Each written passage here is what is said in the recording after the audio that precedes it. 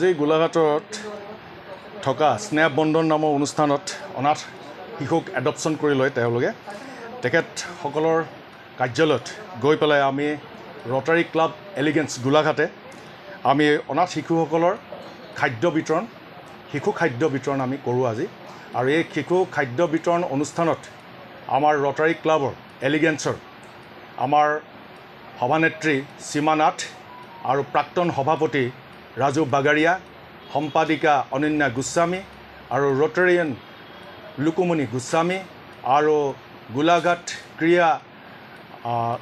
সঞ্চালকৰ বিষয়া সম্পাদক সঞ্জীৱ সন্দিকৈ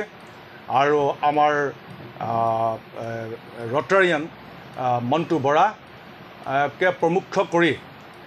কেইবাগৰাকীও আমাৰ ৰটাৰিয়ান সদস্য তাত উপস্থিত থাকি আজি শিশু খাদ্য আজি বিতৰণ কাৰ্যসূচী আমি সম্পাদন কৰোঁ আৰু এই কাৰ্যসূচীত আমি এটা কথা গম পালোঁ যে স্নেহ বন্ধন নামৰ এই অনুষ্ঠানটিয়ে যি অনাথ শিশুসকলক ৰাস্তা পদূলিয়ে পৰি থকা অনাথ শিশুসকলক অসামাজিকভাৱেও হওক বা সামাজিকভাৱেও তেখেত এই ল'ৰা ছোৱালীবিলাকৰ যি দুৰ্গতি হয় সেই দুৰ্গতি নাশ কৰিবৰ কাৰণে সেই স্নেহ বন্ধন নামৰ অনুষ্ঠানটিয়ে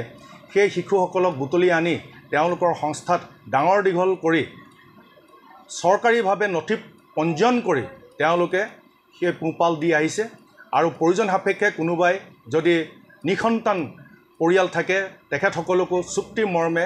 তেওঁলোকক সেই সন্তানটি যোগান ধৰে আৰু তেওঁলোকে এটা বৃহৎ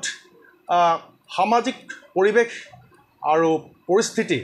সুৰক্ষা ৰাখিবৰ কাৰণে আমাৰ মানৱ কল্যাণৰ কাৰণে মানুহৰ যিটো আমাৰ জেনেৰেশ্যন